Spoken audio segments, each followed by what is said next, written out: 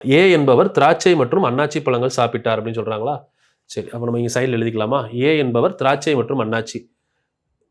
ஏ சாப்பிடுறது திராட்சையும் அன்னாச்சியும் 2. Okay. B என்ன சாப்பிடுறாரு? பி திராட்சை மற்றும் ஆரஞ்சு. திராட்சை ஆரஞ்சு. ஓகேவா? ஓகே. சி என்பவர் ஆரஞ்சு அன்னாச்சி ஆப்பிள் 3 சாப்பிடுறாரா? சி என்பவர் ஆரஞ்சு அன்னாச்சி ஆப்பிள். ஆரஞ்சு ஆப்பிள் 2மே சாப்பிட்றாரு. ஓகே. டின்னு ஒருத்தர் இருக்கார் அடுத்து. அவ்வளோதானா? டி என்பவர் திராட்சை ஆப்பிள் அன்னாச்சி. இப்போது இவர் சாப்பிட்றது திராட்சை ஆப்பிள் அன்னாச்சி. இந்த ஆப்பிள் ஆரஞ்சு மட்டும் இந்த ரா பக்கத்தில் போட்டோம்னா ஆப்பிள் அது எழுதிருக்கும். இப்போ என்ன கேட்குறாங்க? சி நோய்வாய்ப்பட்டனர்.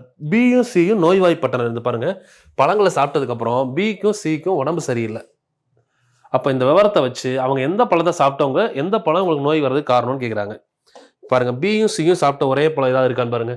பி சாப்பிட்டது திராட்சையும் ஆரஞ்சும், சி சாப்பிட்டது ஆரஞ்சு ஆப்பிள் அன்னாச்சி. அப்போ 2 பேர் சாப்பிட்டுள்ள லிங்க் என்னதுல இருக்கு? ஆரஞ்சு. அப்போ இந்த ஆரஞ்சு மற்ற யாருக்கும் அந்த ஆரஞ்சு இல்லை பார்த்தீங்களா? அப்போ ஆரஞ்சில் தான் என்ன இருக்கு? டிசீஸுக்கு காரணம். அப்போ ஆப்ஷன் டி. சிம்பிள். அவங்க பேர் எழுதி என்னென்ன பழங்கள் உங்களுக்கு இடம் இருக்கிறப்ப ஃபுல்லாக நேம் கூட எழுதி வச்சுக்கோங்க.